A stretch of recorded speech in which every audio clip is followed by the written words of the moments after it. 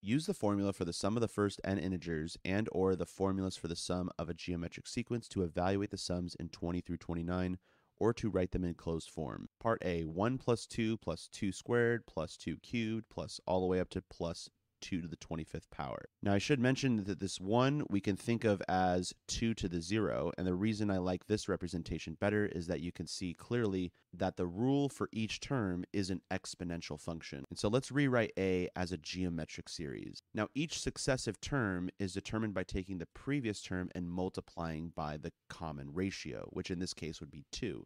So we're multiplying by 2 each time to get the next term in the series. That means the base of this geometric series is going to be 2, and we'll pick k for our index variable. Now, since k represents the exponent, we could see that the first exponent is 0 and the last exponent is 25. So we could say k equals 0 to 25. Now, the formula for evaluating the sum of a finite geometric series is a, which is the first term of the geometric series, times 1 minus r to the n representing the number of terms in the series, all over 1 minus r. Now, in this case, the first term of the series is 1, and then r is 2, but n is the number of terms in the series. Even though it looks like there's 25 terms, there's actually 26 terms because we have to include this first term. So that means n is 26. There are 26 terms, and this is over 1 minus 2. And this can be simplified a little bit. 1 minus 2 in the denominator is negative 1, which means that this is negative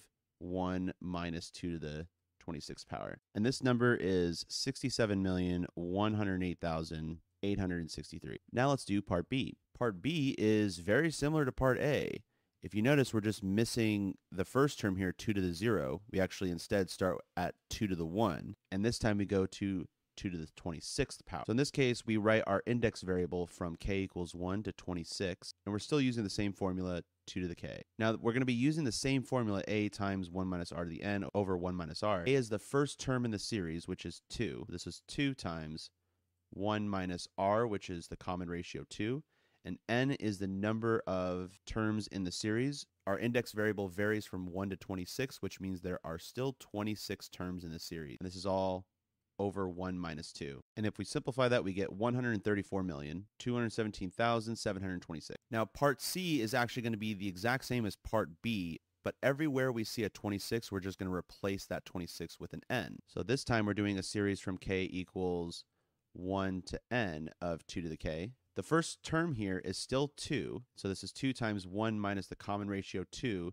to the number of terms in this series. Since we're starting at 1, that means that there are n terms in this specific series, and then divided by 1 minus the common ratio 2. So this is negative 2 times 1 minus 2 to the n. And this could be rewritten as negative 2 plus 2 to the n plus 1. And that's it. Thanks, everyone, and I'll see you in the next video.